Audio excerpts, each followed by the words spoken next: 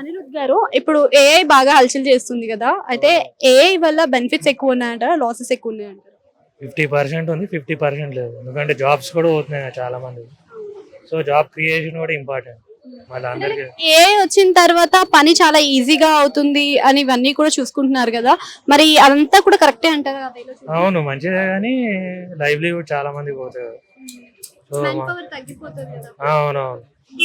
So అలా చాలా వరకు ఇది మన సాఫ్ట్వేర్ వైపు ఎక్కువ ఎఫెక్ట్ చూపిస్తుంది అని అంటున్నారు కదా, నిజంగానే సాఫ్ట్వేర్ వాళ్ళకి ఎక్కువ ఎఫెక్ట్ చూపిస్తుంది అంటారా? ఏ ఛాన్సెస్ ఉంది. నేను సాఫ్ట్వేర్ ఫీల్డ్ కాదు కానీ సో అలా.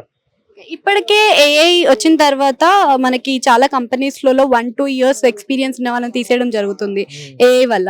సో ఇలా మొత్తం ఎంప్లాయ్మెంట్ తగ్గిపోతుంది అంటారా మరి? ఇంకా వేరే ఆపర్చునిటీ చూసుకుంటారు, ఎంటర్ప్రెన్యూర్షిప్ దాంట్లో వెళ్ళిపోతారు అందరు. సో అదే ఫ్యూచర్ అంతా అగ్రికల్చర్. అంటే ఫ్యూచర్ మొత్తం ఏఐ తోనే నడిపిస్తారంటారు కానీ ఫ్యూచర్ అంతా అగ్రికల్చర్. ఏ తర్వాత ఎంతైనా ఫస్ట్ అగ్రికల్చర్ తర్వాత అంటే ఏఐకి బెనిఫిట్ అంటారా లేకపోతే అగ్రికల్చర్? 50%. అగ్రికల్చర్ లోకి వచ్చేస్తే మరి ఏఐకి మరి ఏమైనా తగ్గిపోతుంది అంటారా?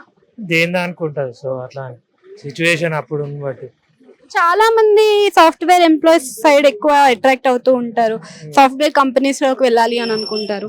బట్ ఇప్పుడు ఏఐ వల్ల వాళ్ళందరూ కూడా వెనక స్టెప్ అంటే బ్యాక్ స్టెప్ వేసే అవకాశం ఉందంటారా? చెప్పలేము. ఎవరు ఆయనకి ఇంట్రెస్ట్ రాలేకుంటారు, ఏం చెప్పలేము ఎవరు.